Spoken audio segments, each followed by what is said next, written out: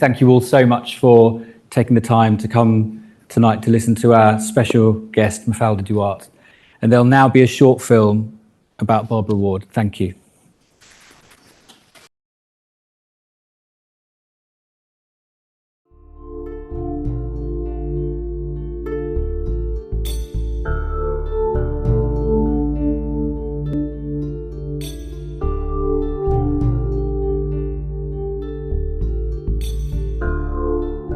I mean, it's inconceivable for any Western democracy to subsist even for 10 years more if we didn't have, through progressive taxation, a steady transfer of resources from rich people to poor. Well, I consider that we can begin to talk about the world environment and about safeguarding our planet when we, the rich nations, are giving in perfectly formal, institutionalized tax assistance. Oh, at least 1% of our gross national product in development capital for the poorer nations. I would go higher myself. We've got to stop lecturing them while we sit back and engross 80% of the world's income for 20% of the world's people. And that, I think, is the critical thing on this development environment issue.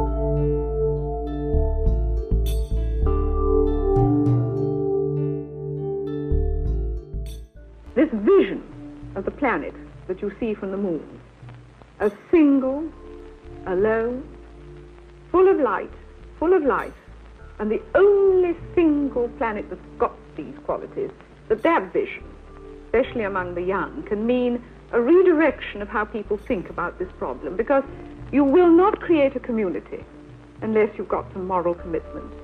And moral commitment needs some very stern underpinnings, because we ain't moral easy.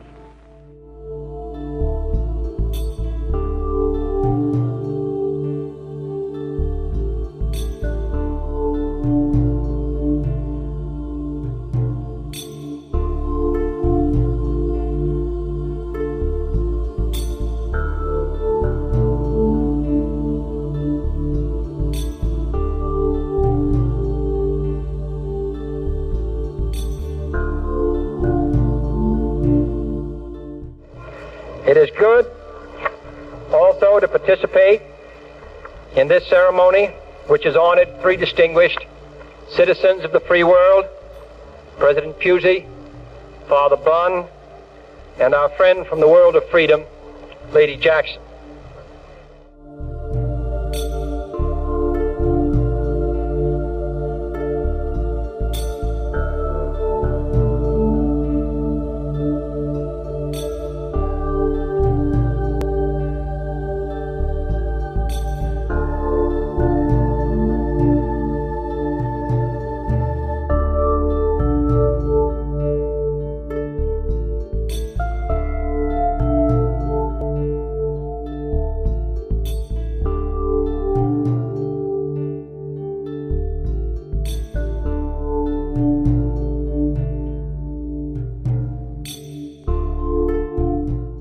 What worries me is that so great is the shortage of capital, so obstructed are the means of development, that they won't even be able to learn from our mistakes. That would be the ultimate tragedy. I mean, for us to go and make the mistakes and then no one to learn from them, that really would be a cosmic bad joke.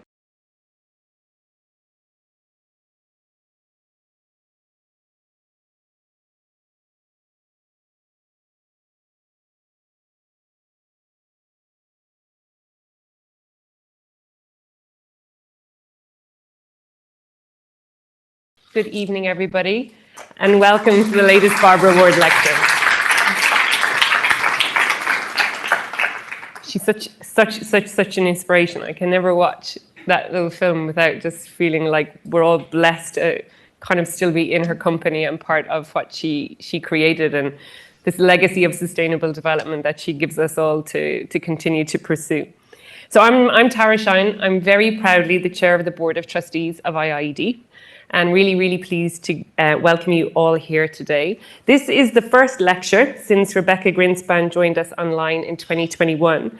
And she told us all about Costa Rica as a global climate leader, showing us that small countries could do big things. And it's the first in-person lecture since Dr. Gro Harlem Brundtland, another grandmother of sustainable development, was with us. And she called for people to speak out against simplistic politics of populism. And that was right back in 2018 when we had that last in-person lecture.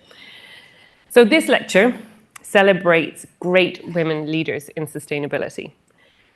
Tonight, we're really honored to have Mafalda Duarte, Executive Director of the Green Climate Fund, join us, and to join this amazing legacy of great women in sustainable development.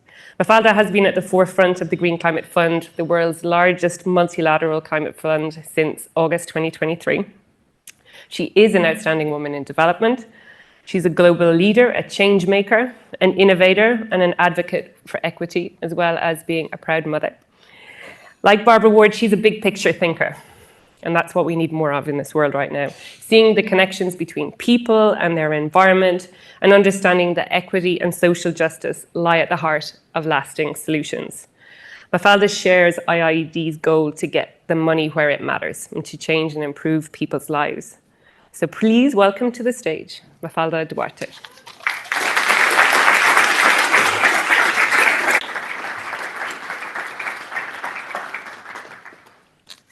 Well, what a great honor to be here. Thank you, Tara, for the very kind introduction, and thank you to IIED for the invitation.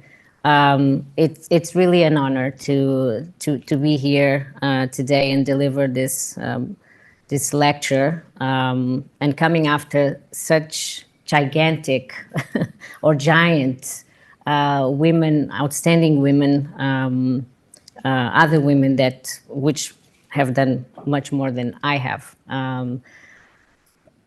So it's a true honor.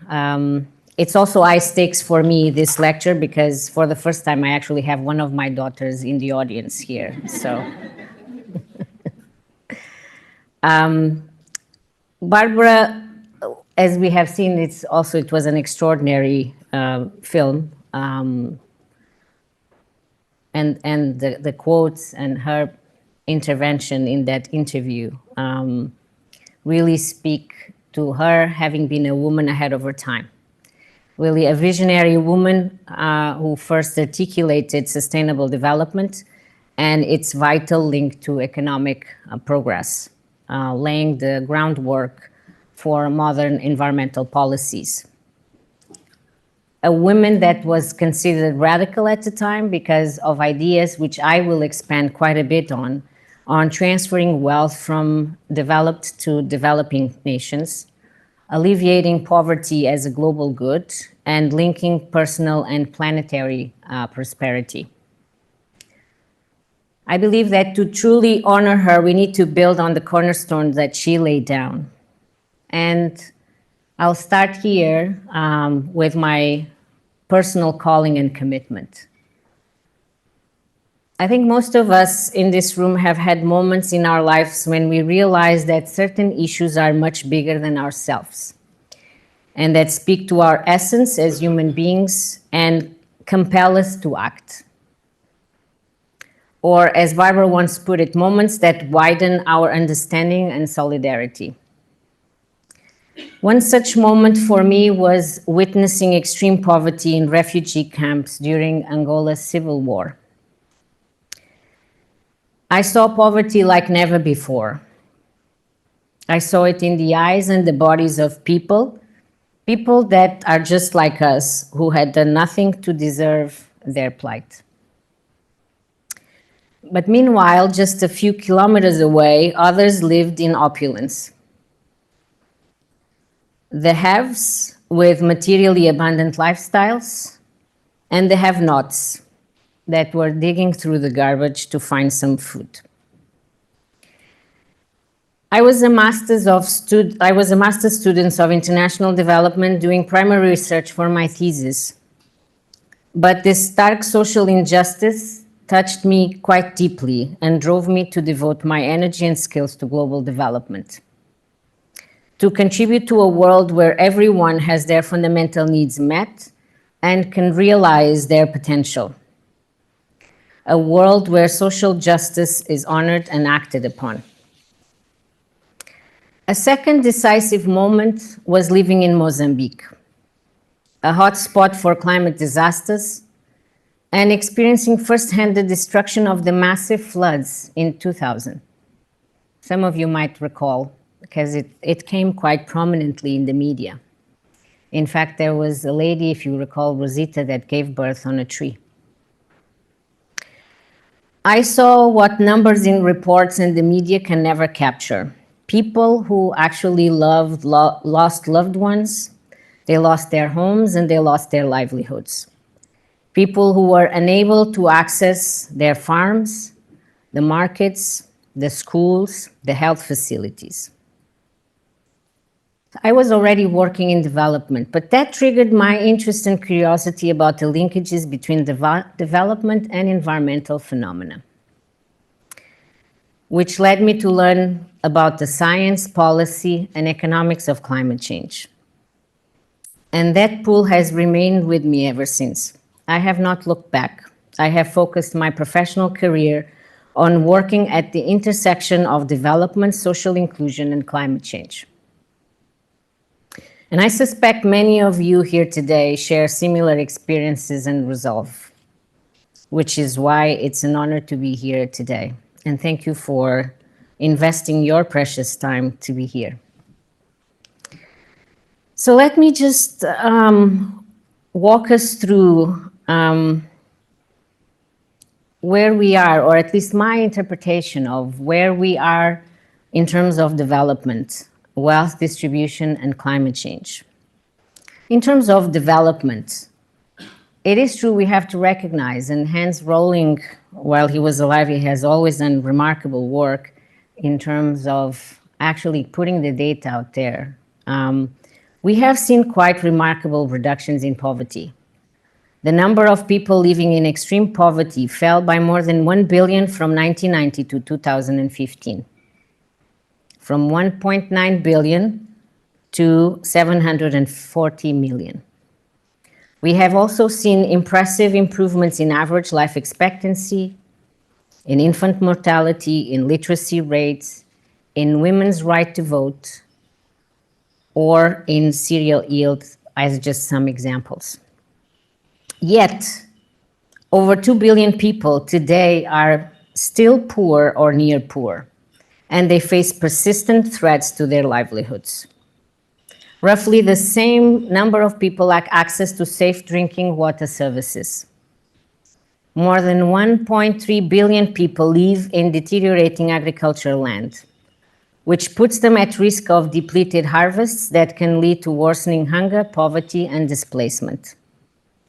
And around 750 million people live without electricity, something that for those of us who have never lived without probably is even difficult to imagine.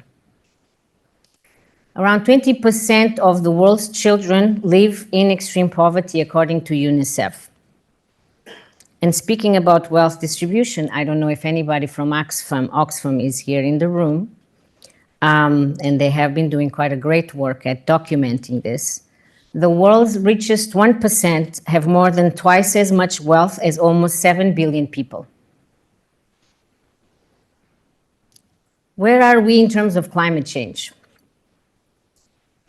I studied paleoclimatology, so I take an interest in the historical record of climate. The amount of CO2 in the atmosphere reached 417 parts per million in May 2020.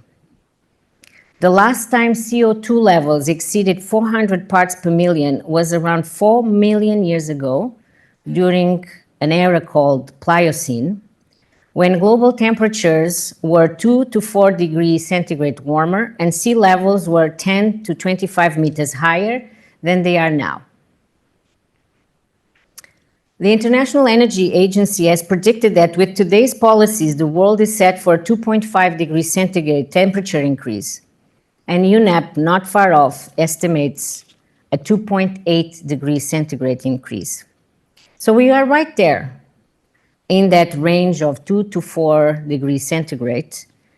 And we have more than 650 million people around the world living in low-lying coastal areas. What's more is that we are emitting carbon at unprecedented scale and speed. We have put 100 parts per million of CO2 in the atmosphere in the last 60 years alone, which is 100 times faster than previous natural increases. As I was going to COP last year, I was going through the science. What is the latest science? And we know we have reports like the IPCC who try to bring it all together. But there are some scientists that I learned with when I went back to university and was looking at the science of climate change, which to me are quite credible, one of which you probably have heard of, James Hansen.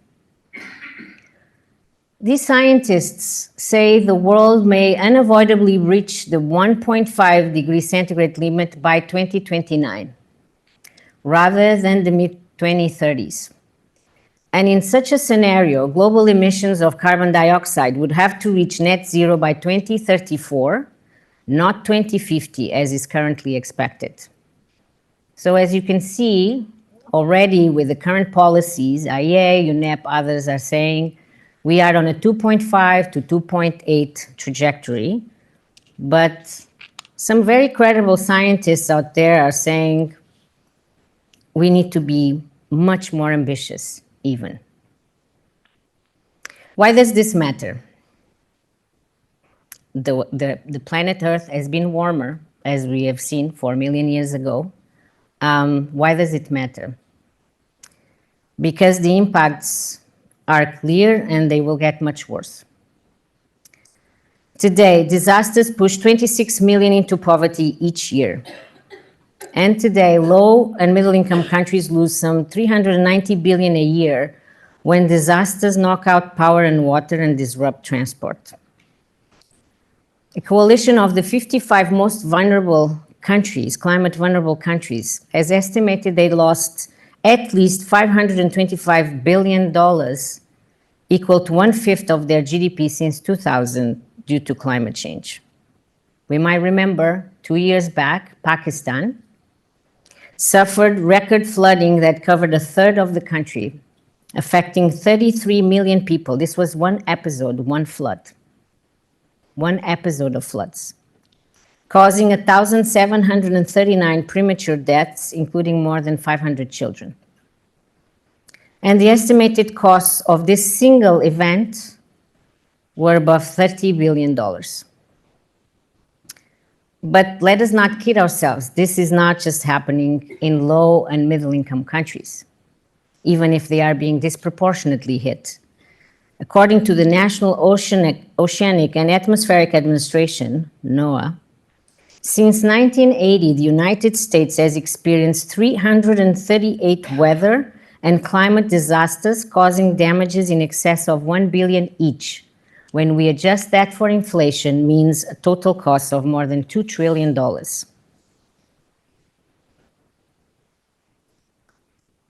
And almost 50,000 people every day are being forced from their homes by shocks like drought, hurricanes, and landslides. Most of them would stay where they were born, where they have constructed their lives. They are being forced to move. As if these impacts weren't already enough, over the past 5 years, we have lived through 2 additional major shocks, the COVID-19 pandemic and Russia's invasion of Ukraine. The unsustainable exploitation of nature, driving devastating biodiversity loss, deforestation, and climate change, has created the conditions that accelerate the emergence of new viruses and diseases. In fact, 60% of known infectious diseases and 75% of emerging infectious diseases are zoonotic. And they are already causing damages. Over the last 2 decades, even if it doesn't come very reported in the media, they've already caused economic damage of around $100 billion. So we have to understand that the drivers of climate change are also drivers of the pandemics, and both constrain capacity of governments to respond and invest in development and climate action, which in turn further exacerbate the impacts of not responding to either. Russia's invasion of Ukraine triggered severe price shocks in food, energy, and fertilizer markets, which caused a global cost of living crisis and ultimately a debt crisis, which is very much prevalent today. But what might not be as well known is that climate extremes were among the compounding factors for food shortages in the immediate aftermath of the war in Ukraine, and pushed 57 million people into acute food insecurity and created a ripple effect felt in food prices across the globe. For the first time in decades, because of these two episodes and the compounding effects of climate development, from 2020 to 23 alone, these crises saw 165 million people fall into poverty. Let me come back to the debt situation caused by this crisis, because this is something that is really critical today. This year, the average low-income country will experience inflation of over 8%, according to the IMF recent statistics. And they will spend over twice as much on debt servicing as they do on social assistance. As a matter of fact, the average total debt burdens among low and middle income countries increased by roughly 9 percentage points of their GDP during 1 year, the first year of the pandemic, compared with an average increase of 1.9 percentage points over the previous decade. But this is not just a matter of the quantity of the debt that is disproportionately impacting these countries. It's also the terms under which they are being forced to borrow. As the Prime Minister of Antigua and Barbuda, Gaston Brown, asked the UN General Assembly following Hurricane Irma, which devastated his country, and I'm going to quote, "Where is the justice in large, wealthy countries borrowing on their capital markets at 3%, while so-called high-income, small island states are forced to borrow commercially at 12%? This is not a one-off episode, it's structural. On average, developed countries spend 3.5% of their revenues on interest on their debt versus 14% of their revenue in least developed countries. And these same countries, the most climate vulnerable countries, are spending more paying off their debts that they are receiving in climate finance. And again, these debt burdens are constraining the countries from investing in basic services, social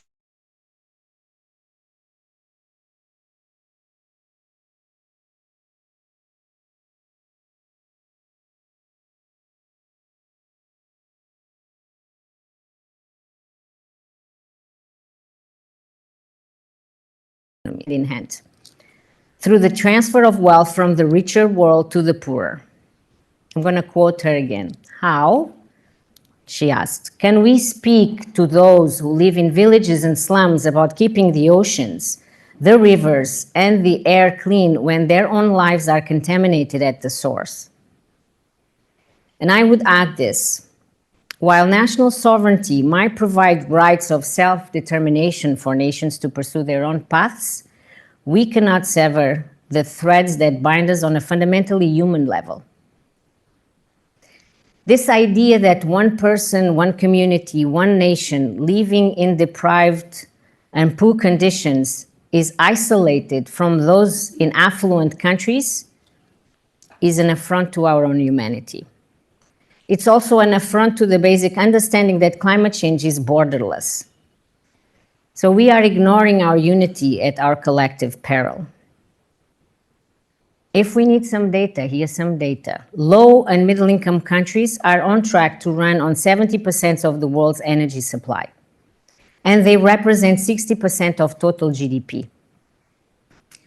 The world needs to invest trillions, according to some estimates, around 90 trillion by 2030 in sustainable urban energy, transport, water, and other infrastructure assets. Well, 2/3 of these investments will happen in middle and low-income countries. For our collective good, we need to make sure that low and middle-income countries avoid lock-in and can leapfrog high-carbon infrastructure. Without support for sustainable development, these nations are likely to follow the high-emission pathways of their predecessors, perpetuating the climate crisis for all people. And as Barbara rightly said, we need to think about solutions that are all-encompassing, that reflect the connections between observed impacts at micro level with the structural and macro levels. This recent compounding crisis, which, as I've said, led to the first reversal in development in decades, and a massive debt crisis that once again jeopardizes the development and climate aspirations of low and middle income countries. And the response to these crises brought to light once again the structural problems in our economic and financial systems. A system of economic growth that delivers for few, that is founded on ecological destruction and persistent social injustice, is not a foundation for human well-being and prosperity. And prosperity that needs to consider both intragenerational and intergenerational dimensions.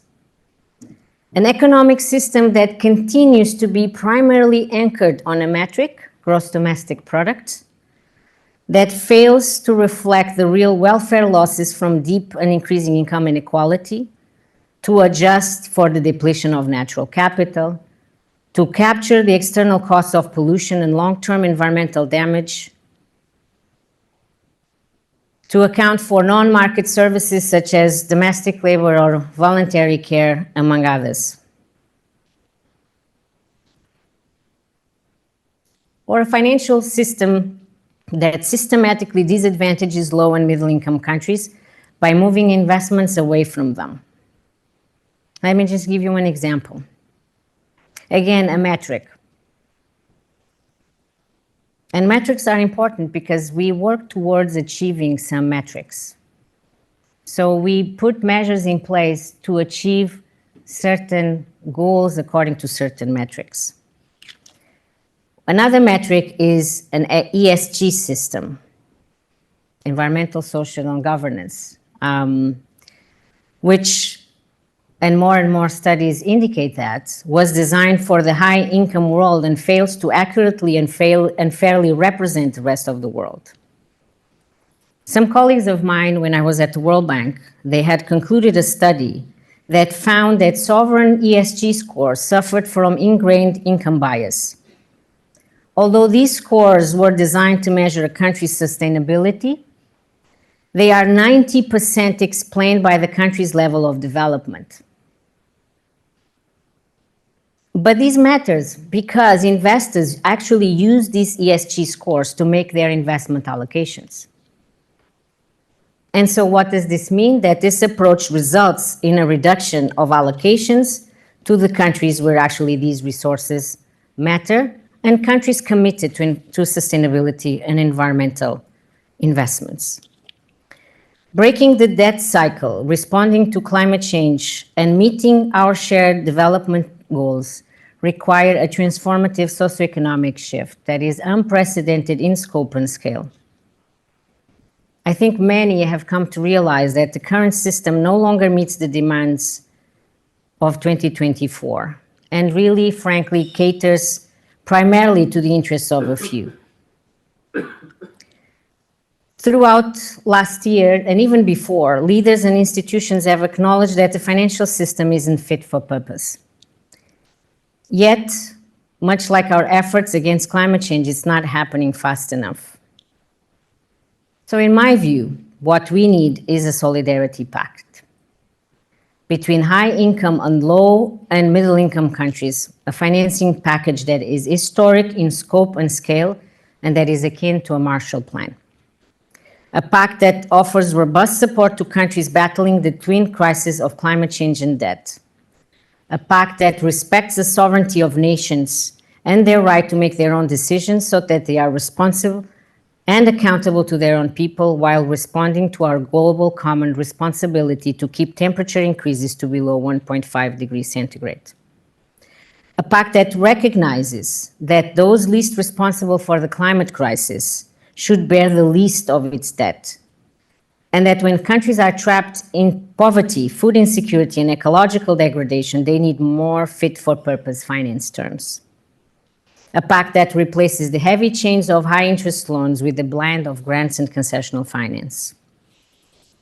A pact where the private and public sectors work in tandem to ensure that the transition to a low-carbon economy is both affordable and equitable. A pact that deliberately supports social businesses in the form of enterprise based on human virtue of selflessness, as championed by Muhammad Yunus. A pact that recognizes that increasing wealth concentration is dangerous because it threatens human progress, social cohesion, human rights, and democracy. And that recognizes that the growing wealth gap deepens mistrust, resentment, and anger, pushing the world towards social upheaval and increasing the likelihood of conflicts within and among nations. Countries mobilize significant stimulus packages and the combined power of the public and private sectors to develop and deploy vaccines with historic speed during the recent COVID-19 pandemic. Countries also mobilize significant resources to respond to Russia's invasion of Ukraine. But we haven't been able to respond in a commensurate way to the fiscal and debt burden faced by low and middle-income countries. This lack of necessary scale in international solidarity has been pervasive for decades, and it has decreased trust between developed and developing countries. It's driven polarization and protectionism throughout the world, and it's undermining multilateralism. We should not allow this to continue. Failure by nations to achieve on time the previous goal of mobilizing $100 billion annually for climate investments in low and middle income countries might now beg the question, if it was already so difficult to mobilize $100 billion, how will the international community be able to mobilize even more? And these are the discussions that are happening right now in terms of the new collective quantified goal. But it's not for lack of ideas or opportunities, really. Over the years, many experts and high-level panels have made several suggestions and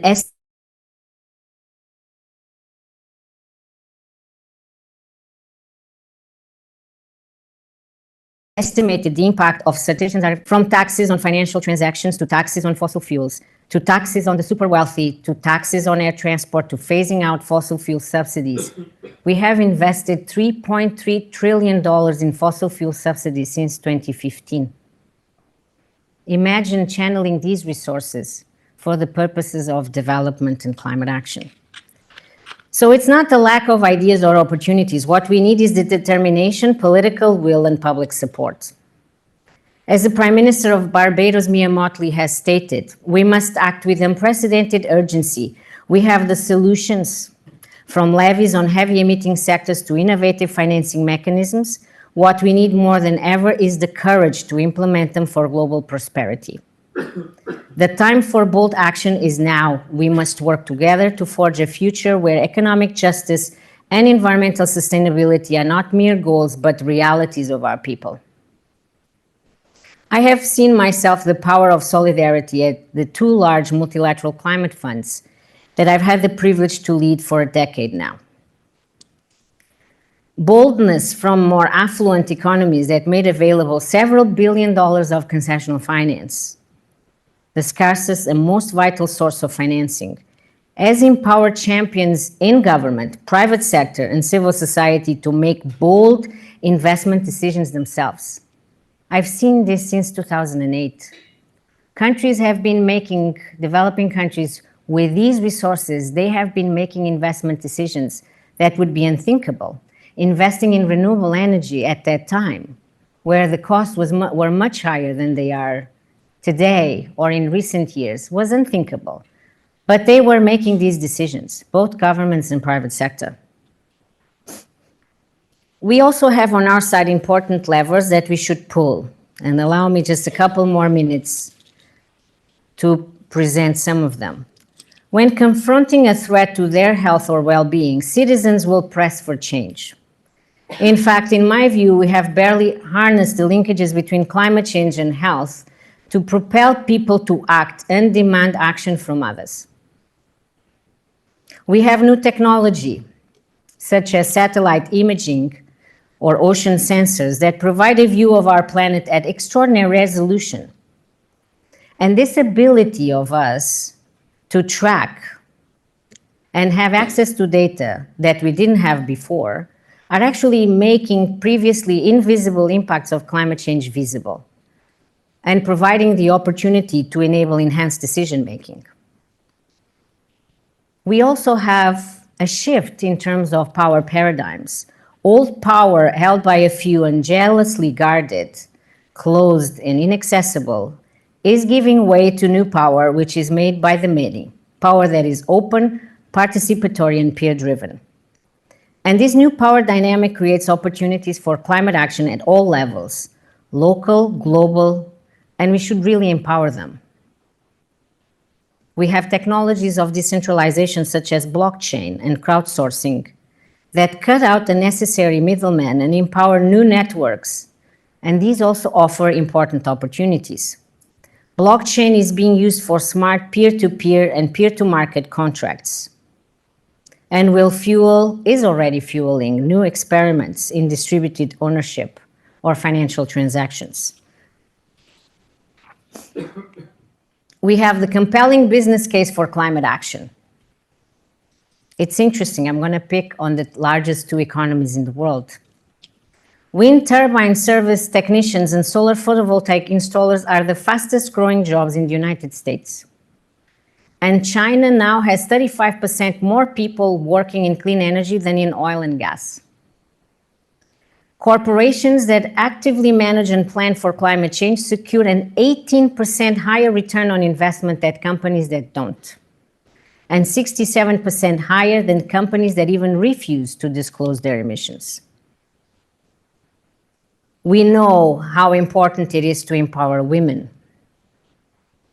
We know that communities and frameworks that tap into the organizing ability and knowledge of women will succeed better at climate action efforts than those that continue the status quo of underrepresentation. And we know the power of empowering youth.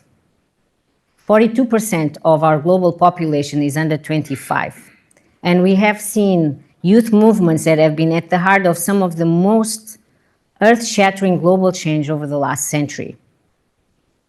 And in this age of viral communications and mobile phone culture, young people are taking to the internet and social media at greater and greater speeds to build new movements and enact social change.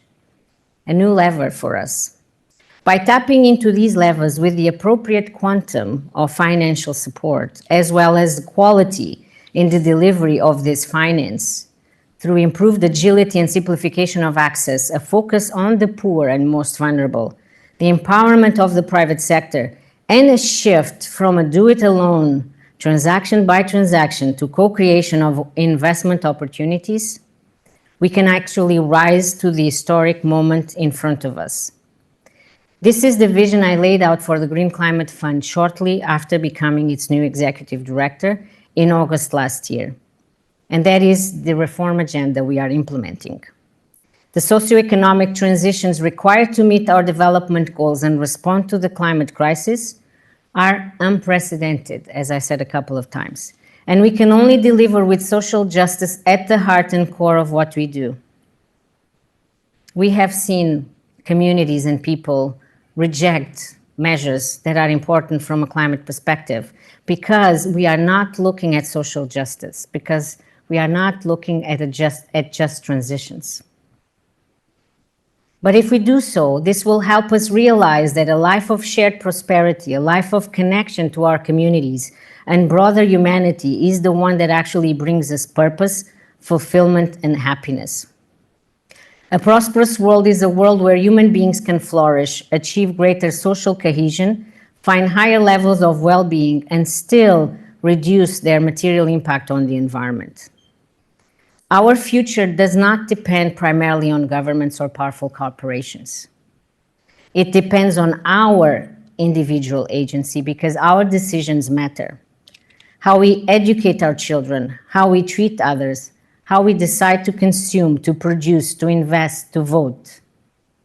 They all matter, and they matter a lot. So my last words to you are, let us move from fear, from uncertainty and doubt, into the realm of opportunity, possibility, and meaning. And let us galvanize and inspire each other. Because if there's anything Barbara Ward has taught us, is that what was previously unthinkable can quickly become reality. Thank you.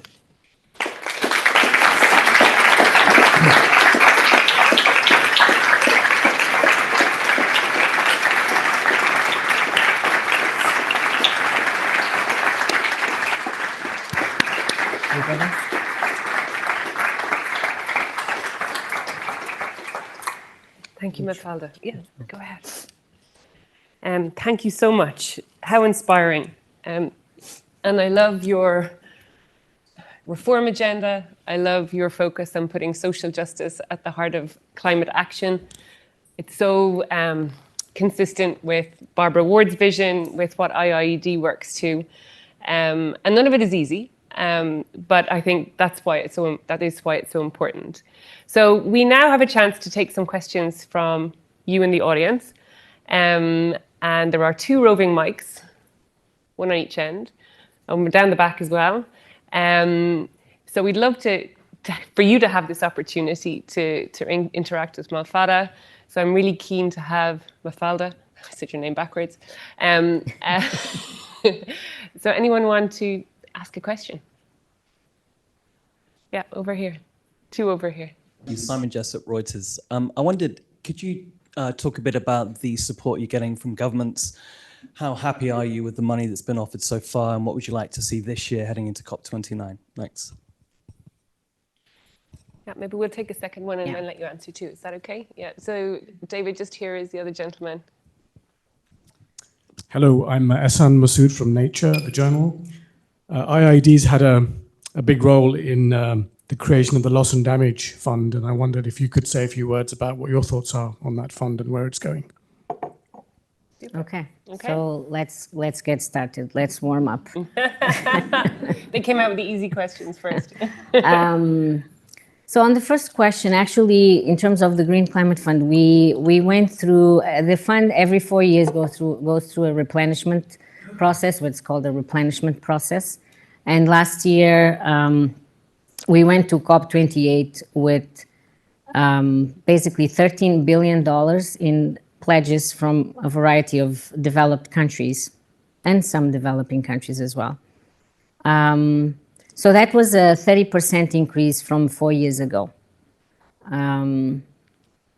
So it was an important signal, I think, getting into COP, that we are seeing some enhanced ambition.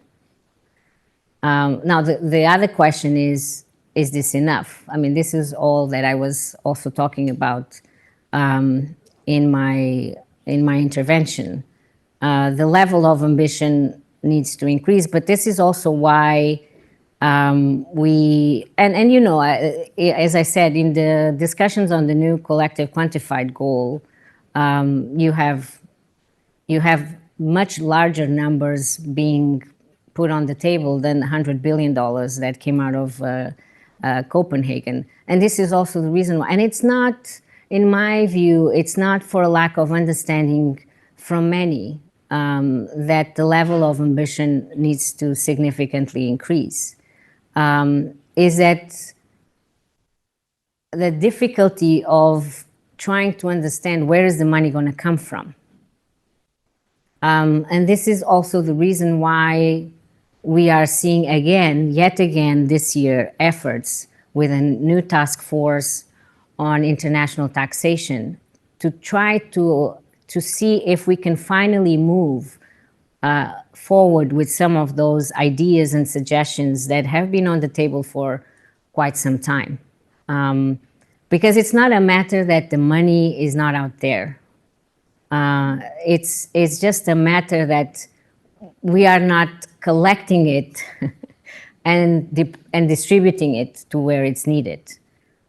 So I hope, as a matter of fact, I have said a couple of times that I hope that we make even more progress in these discussions on international taxation and answering the question of where are we going to find the financial resources, much ahead of the discussions on the new collective quantified goal. Because if we make progress in terms of getting to an agreement of where the money is going to come from, then these other conversations will become a lot easier to have. On the loss and damage fund, you might not know, but actually ourselves, the Green Climate Fund, with UNFCCC and UNDP, we are acting as interim secretariat of the loss and damage fund. So we are providing support, quite active support, to the establishment of the fund. The board has had its first meeting recently, and it's going to have its second meeting soon. And we are, as I said, providing quite significant support to that process. There's important work to be done.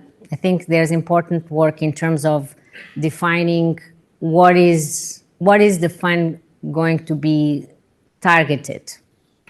What is the fund going to target in terms of the types of investments? There are different perspectives in terms of, first of all, losses and damages, and how different is this? How are these investments supposed to be different from what we already have happening in terms of enhancing resilience or increasing resilience, in terms of responding to disasters when they hit countries and communities? So there is important work to be done, and I think steps are being taken to that effect. But we will come back to the same question, which is, how are we going to fund? How are we going to fund these investments? How are we going to respond to the aspirations of low and middle income countries that they now have vis-a-vis this fund? Thank you.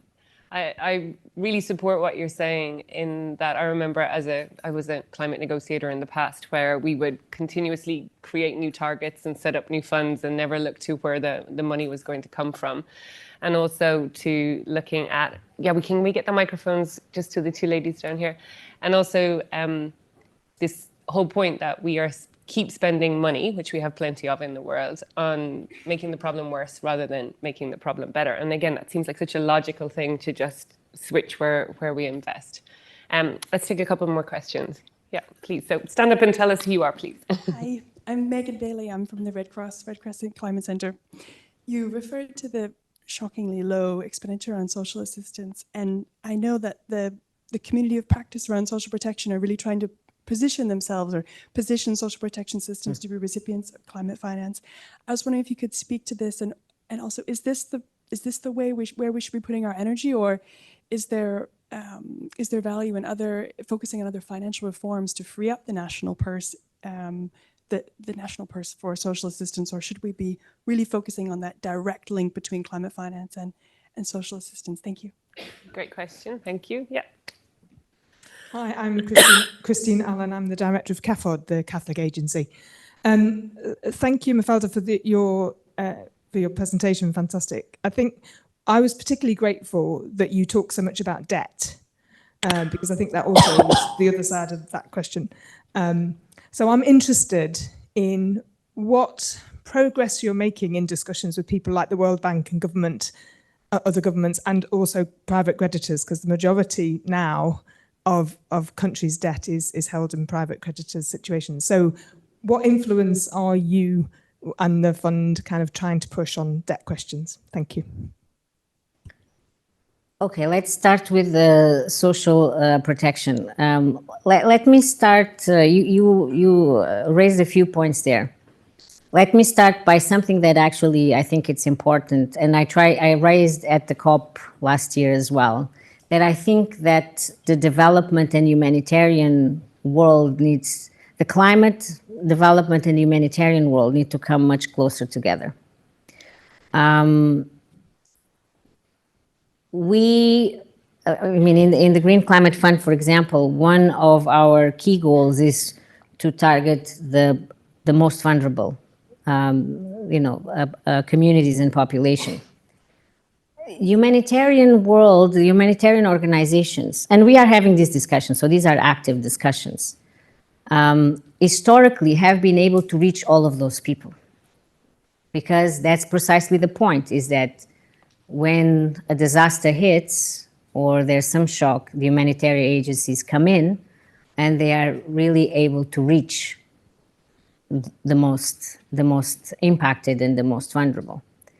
So I think it's really important to find the collaboration mechanisms, the joint initiatives to benefit from the knowledge of the climate community in terms of how to drive resilience, and the knowledge of the communities and how to reach the most vulnerable by the humanitarian agencies. Social protection plays a role in this. These are, again, active conversations of what are social protection mechanisms that can be put in place to enable these communities to better respond to these shocks. So they would be part of the solutions. And it's not an either or. It's not, should we be dedicating more effort? I think we need to be dedicating efforts to these initiatives, and we also need to be dedicating sufficient amount of effort, energy, resources into mobilizing the resources. So I don't think it's either or. The second question was... Second question was around debt and what Debt. role you're playing in debt. I'm not necessarily, and we are not necessarily at the table in these discussions. But one of the things that we are looking very closely into is a mechanism, an instrument that is being talked about quite a lot, which is the climate for debt swaps. And so we are actively looking at the experience. There have been some. There are different modalities out there that have been pursued, and trying to see which role we can play in supporting more of such mechanisms and structures, but at a sufficient scale. One of the things, and very recently in the World Bank and IMF spring meetings, there were some conversations around this. And one of my points was, what is important is to move away. Of course, countries' characteristics are very specific and we have to respect the country's characteristics. But if we have these transactions, we don't have some sort of standards across these transactions, and they are all very bespoke. They are very costly, and they will be very difficult to get to a certain scale. So this is exactly, one area that we are very interested in is what can we do to try to support some sort of standardization, so that, these instruments can be much more meaningful than they are right now. So, for those of you that might not be familiar, it's basically writing off debt or restructuring debt, and in exchange, the countries invest in dedicated purposes, in this case, climate purposes. It could be environmental purposes, it could be other purposes to be negotiated. So this is a way, this is a potential way.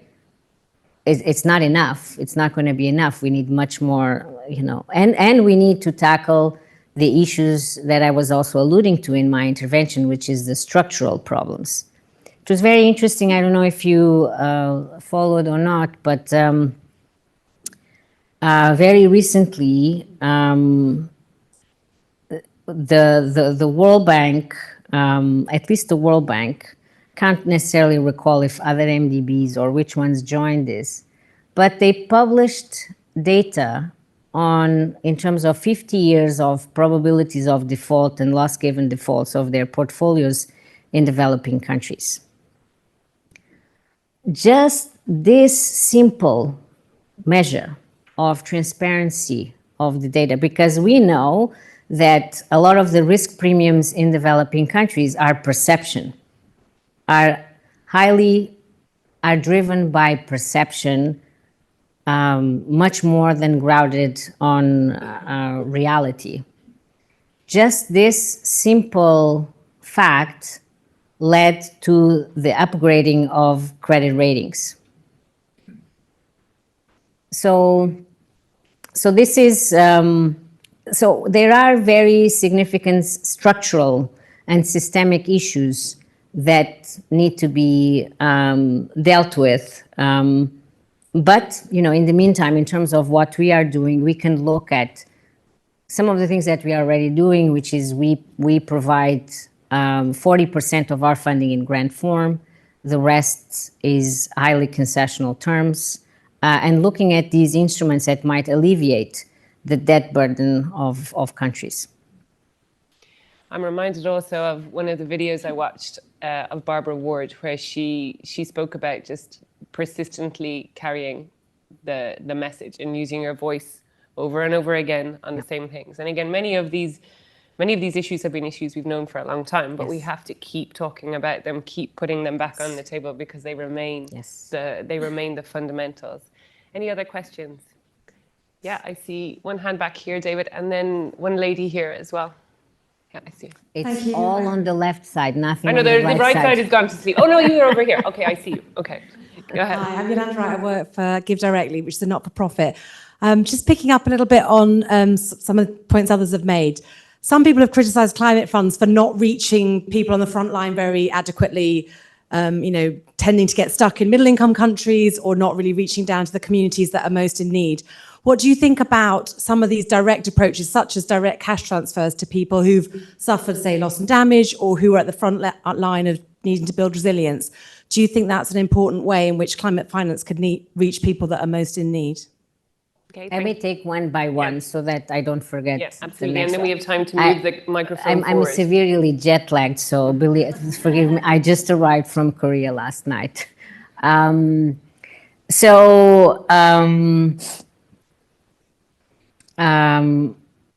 You see, I already forgot what she asked me. How is it, in order to get the money to locally led, can we use cash transfers or other mechanisms to get it in the hands? So here's the thing, there are also some stats out there that indicate that a very small percentage actually reaches the local communities and the poor and the most vulnerable. So we have a lot of intermediaries in between somebody somewhere approving funding and then reaching the ones that need to benefit from the resources. And so, yes, I am a big proponent of devolved finance, of locally led actions, mechanisms that make sure that the resources reach, first of all, that decisions are taken at the local level about what the priorities are, and that the resources are implemented to the greatest extent possible at local level. And we avoid, and I hear this from the countries quite consistently, that, in between us approving something and then the multiple layers until the funding actually gets to the community, most of it gets lost. Or not lost, I mean, in economic terms, doesn't get lost, it gets diverted. So yes, and this is something that we are actually looking quite closely. As I said, one of our big objectives right now in this new 4 years of programming of the Green Climate Fund is targeting the poorest and the most vulnerable and I believe that using these type of approaches and mechanisms will be essential. Yeah, thank you, absolutely. So we had the other question from the lady here, and then I'm going right over here to the very right. Hi, Lisa Robinson from BBC Media Action. That's the international development charity of the BBC. I noticed that Barbara Ward was labelled a broadcaster at the end there. What role would you like to see the media playing in your vision of climate action? I'm so glad you asked this. Can we make that happen? I think it's really, really critical because we know that we are in an information society. People are consuming information like never before. And we also know the many attempts to misinform. So we have to counter those attempts of misinformation and misuse, manipulation of data to put out there, to basically counter those attempts. But, you know, for a long time, I think I have seen an evolution of this. For a long time, I think media narrated climate very much in scientific terms that most people couldn't relate to, or in the gloom and doom, you know, because it's sort of like easier to get people hooked to when a tragedy happens and, you know, the next tragedy and the next tragedy. But then, as again I said, I have seen a positive shift in terms of creating narratives that give hope to people, that there are solutions, that tell stories of people that are changing their lives, are changing other people's lives. Because there's a lot of great things happening out there. I think the worst is for us to lose hope. And I think media has a very important role to play. As a matter of fact, you know, for a few years, I have tried to instigate my colleagues in development and climate to think of using media and culture much more deliberately to propel action, to, as I said, to galvanize people for action. So I think while we have progressed quite a bit, we still have quite some way to go. Yeah, I agree. Great question.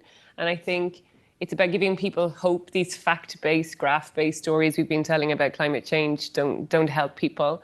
And I think right now people need to hear that it's possible. Yes. You know, it is possible. So it's not blind hope. It's that we actually Yes. have these solutions. Yes. It is possible. Like you said, we know what to do. We just need to find the ways to get on with it and redirect the money Yes. to where it needs to be.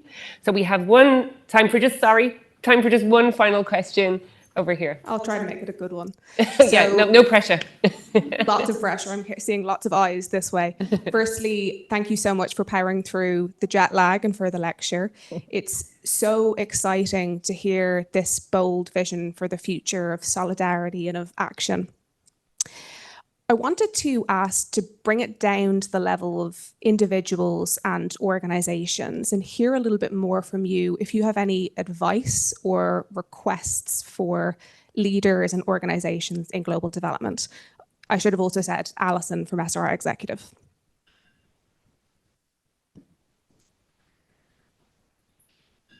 Okay, that's quite an interesting question, and ask.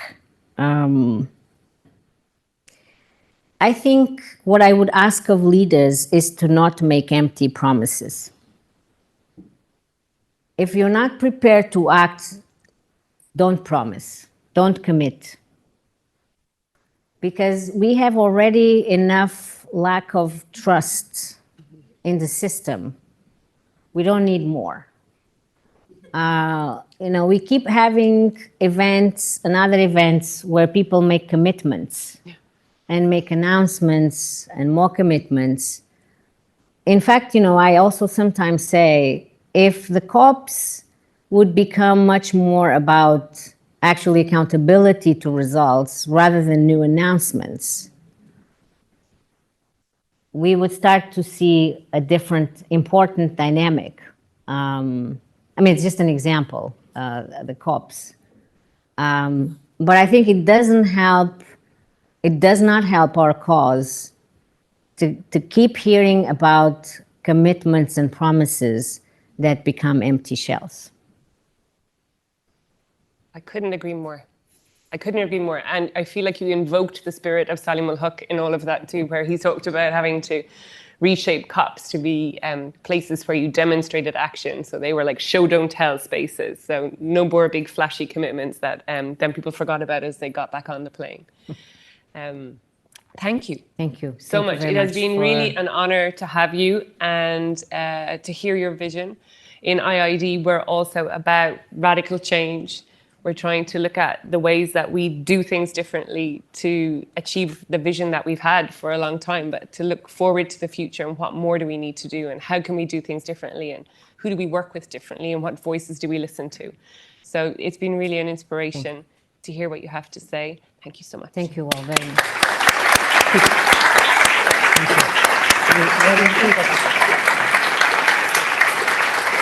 Thank you. Thank you.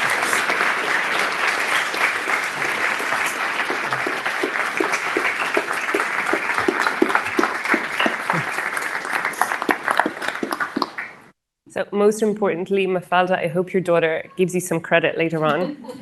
Hint, hint, we mums love a little bit of credit, especially from our daughters. If not, some constructive feedback is also okay. So we just have a couple of other things to do, celebrating a little bit further Barbara Ward's memory and looking not just back at the last 50 years, but forward into the next 50 years of IIED. So yeah, for 50 years now, IIED has worked in partnership with many of you here and many more around the world, and particularly in the Global South, as a change maker. And now with global crises as urgent as ever, we're entering into a new chapter and taking the opportunity to build on our legacy and deal with some of the blockers that we have identified that are slowing down the action we need to take on climate, but also that are preventing us from getting to this vision of sustainable development that Barbara Ward had all those years ago. And so we are really excited to launch today our new Manifesto for a Thriving World. We're going to tell you a little bit about it. I'm going to just say a few words. I'm going to show you a little video, and then James is going to say a few words as well. But this manifesto is a fresh take on sustainability. And this is really important for me. It remains true to the concept developed by Barbara Ward back in 1972, the year I was born, very precious year to me. And that combined a commitment to meeting people's needs with a recognition of the Earth's finite ecological capacity. So when people say to me, oh, we don't know what sustainable development is, I'm like, we do. We've been talking about it in consistent terms since 1972. We do know what it is, and we need to remain true to that vision. So we're not departing from that in IIED. But when we look now, we need different answers and different approaches. There's things we've done in the past 50 years that haven't worked. The context has changed completely. So what do we need to do differently? And that's what this manifesto recognizes. So it looks at all of that and sets out a fresh approach for IIED. And it starts us on a new chapter.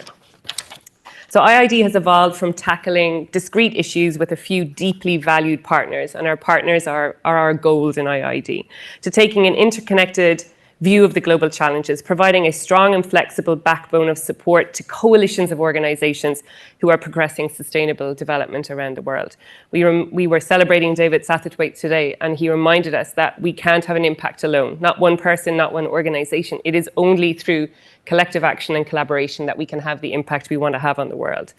So changing the systems that perpetuate the climate, nature, and inequality crisis facing the world is at its heart, the pursuit of justice. And that's what Barbara Ward taught us all.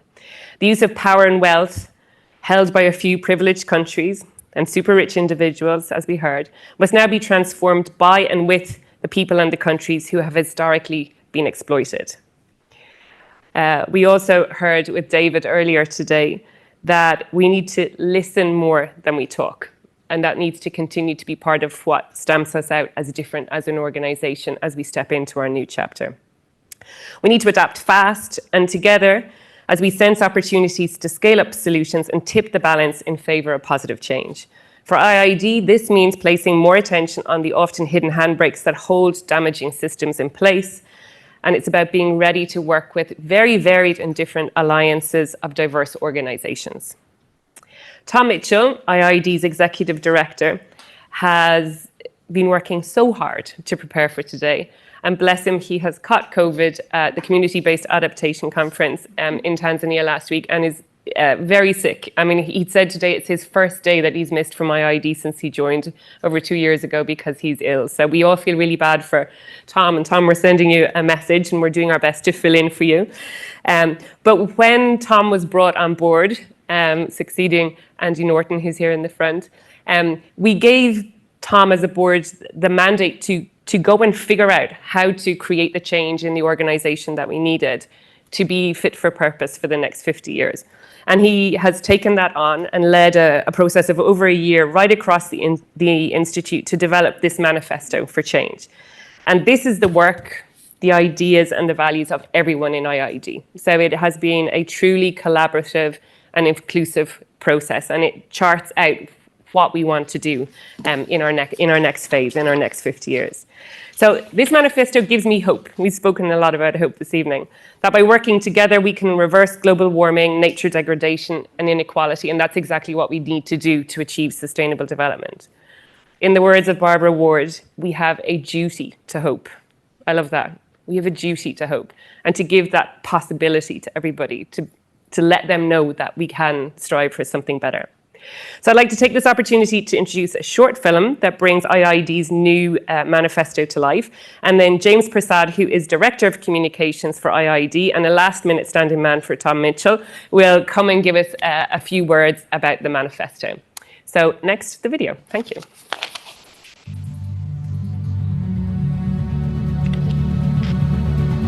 For more than 50 years, IIED has been striving to make development sustainable, with a purpose to build a fairer, more sustainable world, using evidence, action, and influence in partnership with others. We've shaped many key global policy moments and helped marginalized voices get to the decision table. But it has not been enough. To tackle the triple crisis of climate change, nature loss, and inequality, we need to reimagine IIED. Our Manifesto for a Thriving World is a rallying call for all those ready for change. The world around us is changing too fast and too unpredictably for rigid planning, fixed departments, and slow decisions. IIED will bring a fresh approach to accelerating us towards a thriving world. We will innovate and experiment more with dynamic yet focused multi-skill teams. Work with alliances of diverse organizations. Be a backbone that enables partners to go further, faster. Be more plugged into different places to sense what's possible. Be more vocal and confident where the evidence is clear, while maintaining our hallmarks of quality practical research, all the while striving for justice through equitable partnerships. The roads ahead will not be straight lines. The challenges we all face call for bravery, and we'll need to take some risks. But together, we can build a thriving world for people and planet. IIED's Connected Ambition, 2024 and beyond.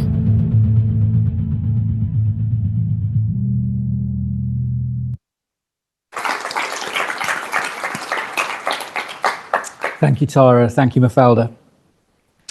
It's a real honour, and I'm humbled to share stage tonight with two great leaders in the field.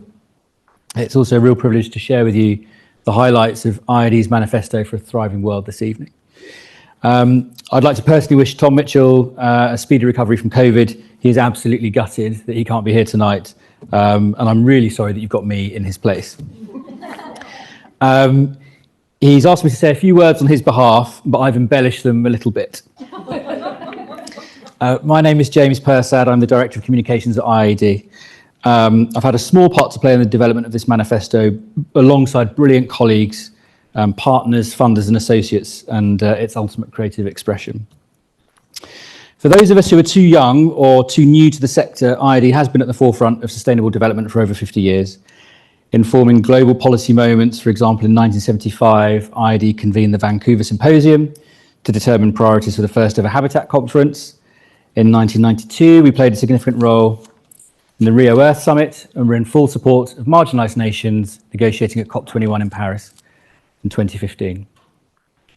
There is no way of looking back at IIED's 50 years of history without celebrating its founder, Barbara Ward, why we're here tonight. I dug out a quote from David Runnels, who I understand was the first IIED employee. David, now a distinguished fellow with IISD, said, "I think Barbara was one of the most remarkable women of the 20th century." He also recalls that because of her, IIED became the first institution to systematically look at the relationship between the environment and development and make this link the focus of our work, a focus that prevails today. It is this focus that we have put under renewed scrutiny in the course of creating our new strategy for 2024 and beyond, resulting in this, our Manifesto for a Thriving World. Because despite all of the progress, the education, the awareness building and partnering that the work that has taken place worldwide over the past 50 years and before, the world is still sleepwalking into an ever worsening state, despite everything we know about what the problems are and also what can be done to address them. IIED could continue to do more of the same work that we have been doing, which no doubt would be more comfortable, but it is not enough. So this manifesto has tried to identify why that is happening and describes 4 critical blockers that we believe are holding back swifter progress on climate and social justice, and 6 core areas of work that IIED has a track record of impact and positive outcomes in that we will continue to build on together with our partners. We have looked at every facet of our work. Literally everything's been up in the air, including our mission, our values, our governance models, and our behaviours in the world and with each other. And we've taken inspiration from many different organisational and natural processes and approaches. I am pleased to say our mission will remain exactly the same: to build a fairer, more sustainable world using evidence, action and influence, working in partnership with others.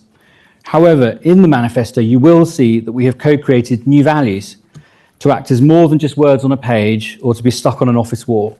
They are values to guide us and to live by. They are values that centre care and well-being of marginalised people, of you, of our partners and funders, and of ourselves. They are values that embrace worldviews from across the globe that will educate us about points of view from the world that are not simply the one we grew up in, and that always focus us on having an influence and an impact. They are values that will actively nurture equitable partnerships and help IIED continue on its journey to become anchored in anti-racist and decolonised principles. We are developing a new theory of change. You will see it visualised in the manifesto, which are sitting outside in the bar. The theory of change embraces 2 core new aspects: learning as we go, so sensing and adapting in real time, responding to major moments such as COVID, the Black Lives Matter movement, the cost of living crisis and conflict. One that means we should not be too fixed to one plan and one plan only with fixed 5-year KPIs. The theory of change also embraces the benefits of very clear communications using language that is plain and simple to understand for all, and to not be shrouded in academic or development jargon. What else is going to change? Firstly, IIED does lots of things brilliantly,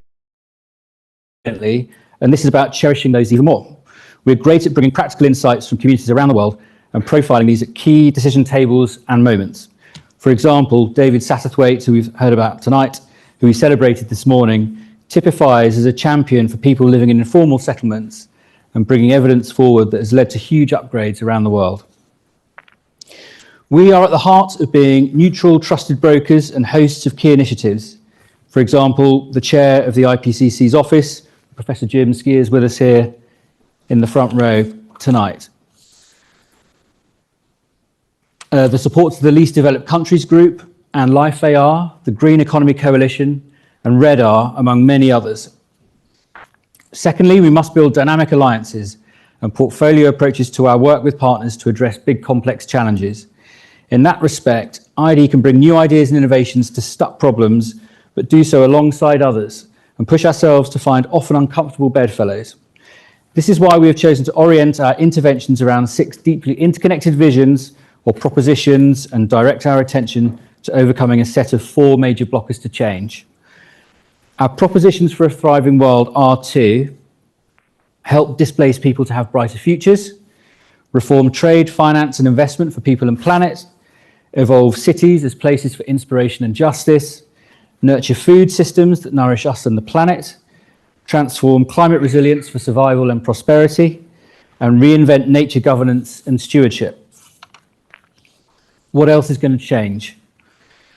We will stop having fixed departments and groups like we used to, and instead move to a much more dynamic task team model, where multi-skilled teams form to advance a key intervention or achieve a task, and then we change as an institute where we learn how systems react to what we are trying. IIED is then in itself a portfolio of interventions to learn from, test, evolve and adapt, and we'd love to work with others in a similar way. This is why we are proud to be part of things like the Systems Climate Action Collaborative, the Locally Adaptation Community of Practice, or ALL-ACT, focused on tackling loss and damage. And you can see some examples of the interventions we are aiming to scale in the manifesto itself. Finally, we will place much more focus on equitable partnerships and use our voice and power to tackle the hidden handbrakes that hold back more transformative action on climate, nature, and inequality. This means working more here in the UK, in Europe, and in the big centres of power, and in ways consistent with our new values, as I mentioned above. It is great to see members of IIED Europe with us as a strong signal of what we mean. This is also consistent with our commitment to decolonise with care and act as a bridge and a connecting backbone for partners and alliances to overcome simple, outdated notions of a development paradigm that no longer holds. Internally, we are placing more emphasis on skills development, supporting our globally distributed workforce, seeking unrestricted and flexible funding so we can be agile and able to learn fast, and having a more dynamic governance structure with council and elected representatives and devolve leadership and decision power to task teams. In doing this, we think we can be more impactful, a new type of independent change-making organisation, better equipped for the global complex challenges we face. But the most important thing, in my opinion, in the manifesto is the focus on collaborations for impact. When more of us work together on the same problem at the same time, the working hypothesis is that whatever it is that's stuck is more likely to become unstuck the more of us there are using our respective strengths to pull on that lever of change. And it is there that the manifesto becomes really different and interesting for me. We move from a place with myriad fragmented outcomes to one where there are possibly fewer, but bigger and more sustainable outcomes. We recognise that there are many organisations and individuals doing masses of great work to make the planet work in a fairer and more sustainable way. And we would love to work with you so that we can connect up the work you are doing with your partners to the work we're doing with IIED partners across the world to turn our combined efforts into a truly connected ambition for a thriving world. Thank you.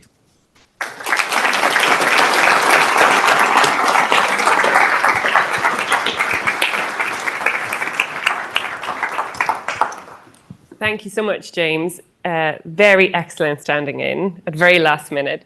So as you can see, we are super proud, everyone in IIED, the entire team, the board, to be able to launch our manifesto. So don't forget to take a copy. And it really, now we get to go and have a drink and relax. So you are all invited to join us down here. Follow the hand signals, and we'll have some. We'd love to have a drink with you all and get to talk to you. And thank you so much, all of you, for being here to remember Barbara Ward, to honour great women in sustainability, and now to have this opportunity to talk to each other and create new collaborations, because I think that is what it's all about. So thank you all very, very much.